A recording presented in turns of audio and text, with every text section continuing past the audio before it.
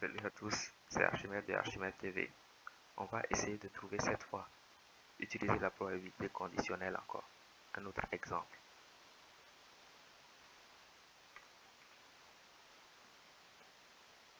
Voici la formule probabilité conditionnelle P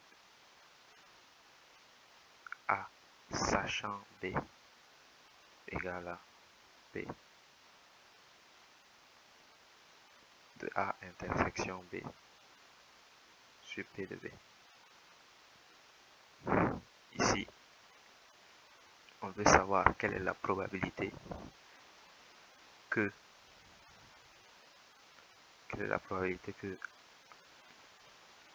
la somme de deux dés qu'on a jetés soit égale à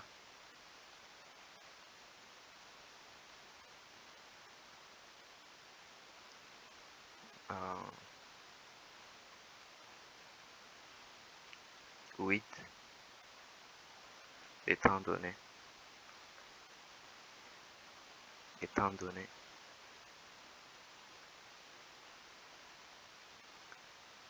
que le premier dé est pair. C'est un exemple comme ça qu'on avait fait, on va en refaire. On note que le premier dé est pair.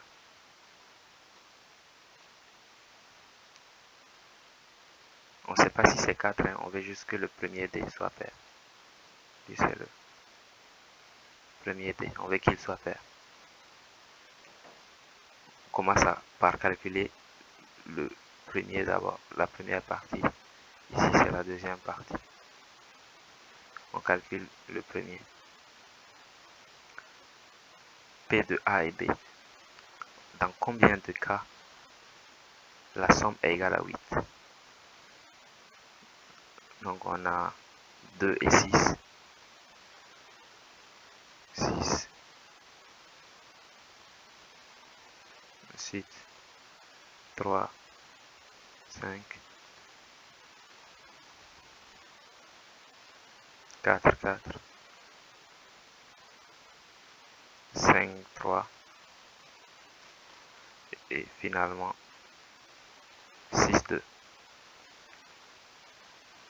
Maintenant on veut que 1, la somme soit égale à 8 et que 2, le premier soit pair. Ici A inter B.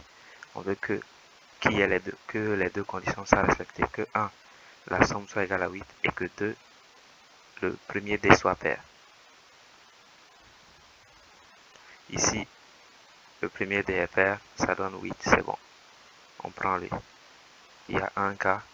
Ici, est-ce que le premier dé est pair? Non. La somme est 8, mais le premier dé n'est pas pair, donc on ne le prend pas.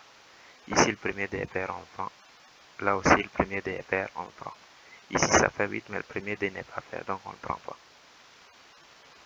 Puis, on va écrire maintenant A inter B. Pour calculer ça, ça donne 3 sur combien? 36 au total, parce qu'il y a 36 possibilités, puisqu'on a 2 dés. On a 2 dés, donc on a 6 fois 6 égale à 6 au carré, 36. Donc ça fait 1 sur 12.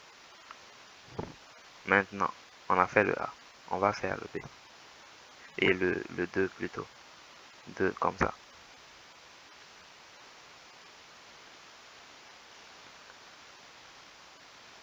Le vert. 2.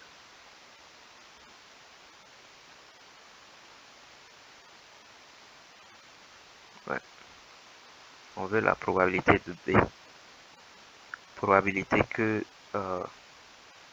le premier dé soit pair. Comme on dit, il y a 1, 2, 3, 4, 5, 6. Il y a 6 nombres. 1, 2, 4, 5, 6. B, quels sont les... Dans combien de cas B est... Dans combien de cas ici le D peut être pair? Ici il est pair, ici il est pair, ici il est pair. Donc pour trouver la probabilité de B, c'est le nombre de cas qui sont pairs, 3 sur 6. On a 6 possibilités au total, mais il n'y a que 3 qui est pair. Donc ça fait 1 sur 2.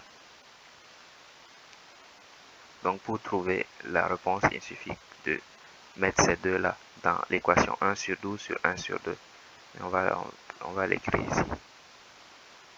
P de A étant donné B, 1 sur 12, 2 égale à 1 sur 6. On a la réponse. Maintenant, un autre volet de l'exercice, on dit quelle est la probabilité que le premier soit 1, sachant que le deuxième est 1.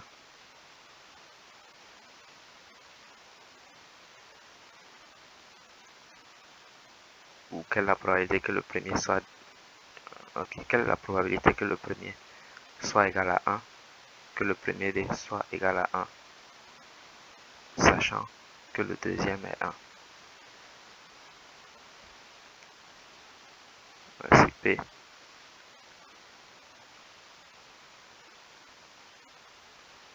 On réécrit la formule.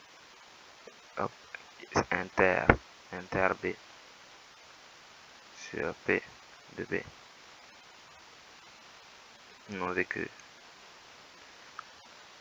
premier, on va dire premier D égale 1, sachant que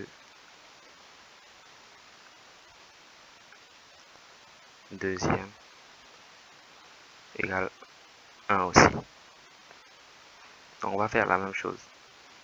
Ici, est-ce que le premier D, PA inter B, la probabilité, lui c'est A, probabilité que le premier D,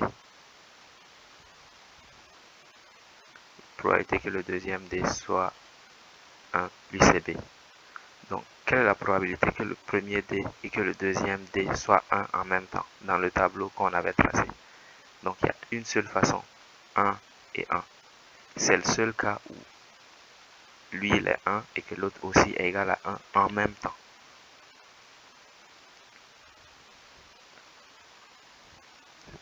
Donc, on va dire P de A inter B est égal à 1 sur quoi? Le total c'est 36 parce qu'on a 36. On a 36 cas. Pour trouver la probabilité, on divise par le nombre de cas total possible. Ça c'est la première partie. La deuxième partie maintenant. Quelle est la probabilité de B? La probabilité que le deuxième D soit 1. Il y a un seul cas où c'est égal à 1. Il y a 6, mais il y a un seul cas où c'est égal à 1.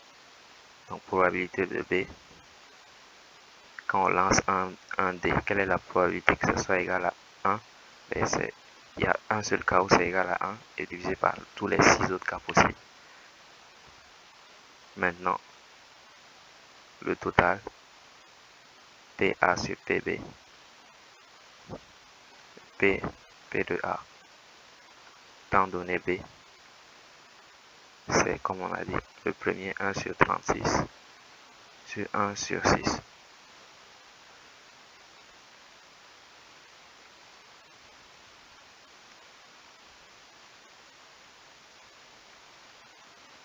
Égal à 1 sur 6. Probabilité que le premier D soit 1 étant donné que le deuxième D égale à 1. Plus tard, on verra ça. Vous voyez, ça donne 1 sur 6.